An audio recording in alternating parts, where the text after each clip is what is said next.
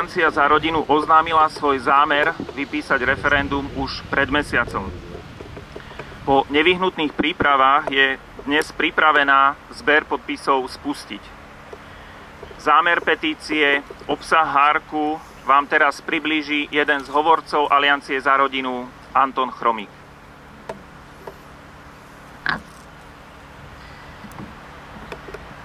Vážené dámy, vážení páni, milé deti, som rád, že vás tu všetkých vidím. Budem stručný. Dovoľte, aby som predstavil dnes tu na tomto mieste petičný hárok.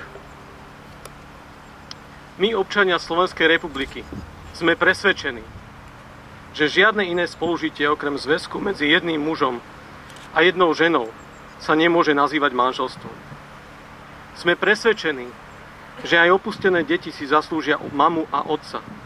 A preto musíme trvať na tom, že najlepší záujem detí pri adopcii má prednosť pred záujmami dospelých. Žiadni dvaja otcovia nenahradia mamu. A ani 2 či 3 matky nenahradia otca. Sme presvedčení, že deti sa prirodzene rodia a vychovávajú len vo vzťahu medzi mužom a ženou. Preto si páry či skupiny rovnakého pohlavia nemôžu nárokovať rovnaké práva, ktoré má manželstvo. Sme za zachovanie súčasného stavu. Schválenie registrovaných partnerstiev by viedlo k tomu, že európske súdy im aj bez súhlasu nášho parlamentu dajú skoro všetky práva, ktoré má u nás iba manželstvo. Sme presvedčení, že ak rodičia alebo deti nesúhlasia s obsahom vyučovania, nesmie škola vyžadovať účasť detí na vyučovaní v oblasti sexuálneho správania či v rôznych kultúrno-etických otázkach, ako je eutanázia. Nechceme žiadne ideologické experimenty vo výchove. Slovenská republika sa neviaže na žiadnu ideológiu a musí rodičom garantovať právo vychovávať svoje deti v súlade s ich hodnotami a presvedčením. Preto žiadame prezidenta Slovenskej republiky, aby vyhlásil referendum s nasledovnými otázkami. Súhlasíte s tým, aby sa manželstvom nemohlo nazývať žiadne iné spolužitie osôb okrem zväzku medzi jedným mužom a jednou ženou? Súhlasíte s tým, aby párom alebo skupinám osôb rovnakého pohlavia nebolo umožnené osvojenie, adopcia detí a ich následná výchova?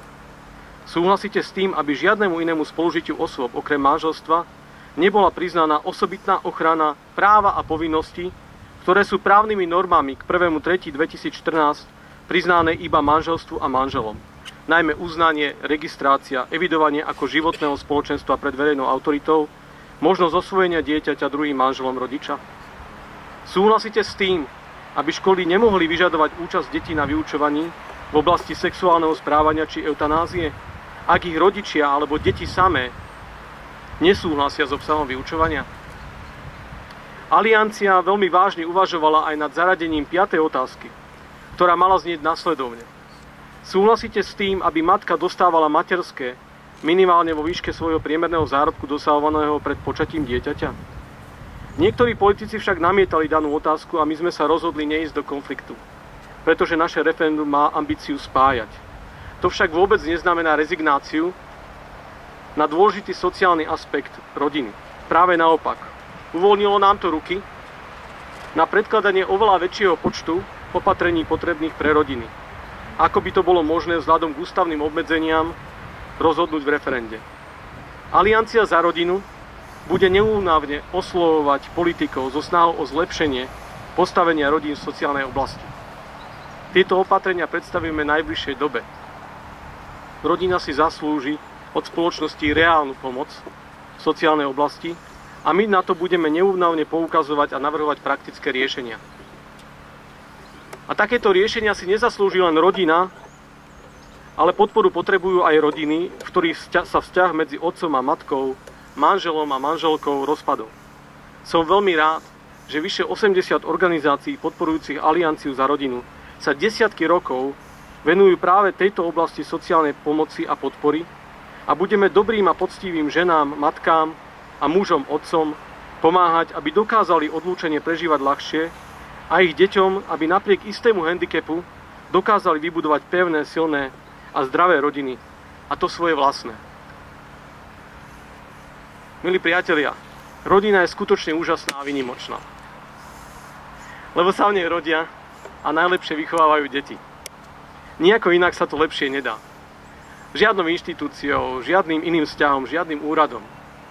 Nič iné nie je také výnimočné ako rodina. A žiadne iné priateľské vzťahy sa rodine založenej manželstvom nevyrovnajú. Rodina si naozaj zaslúži svoje výnimočné postavenie. Petícia za referendum je hlasom každého, kto si stále myslí, rovnako ako my, že otec a mama nastálo je to najlepšie pre deti. Chceme byť hlasom každého, kto stále považuje rodinu a manželstvo za úžasné a výnimočné. Budeme spoločne a buďme spoločne hlasom detí, ktoré tak veľmi potrebujú dobrých otcov a mami. Veď bez generácií rodín, našich starých mám, našich pramám, našich starých otcov a našich praotcov by sme tu neboli vôbec ani my. Preto chcem na záver poďakovať svojim vlastným rodičom za to, že som tu a že tu teraz môžem stáť. Chcem poďakovať za to, že ma priviedli na svet. Bez ich lásky a bez toho, aby som videl svojho otca zápasiť a moju mamu milovať, by som nebol tým, čím som dnes. Chcem poprosiť aj vás, ktorí ste tu, všetci. Ak je to možné, využite ešte príležitosť a skúste sa možno len tak, bez zvláštneho dôvodu, porozprávať so svojimi rodičmi. Ďakujem vám veľmi pekne.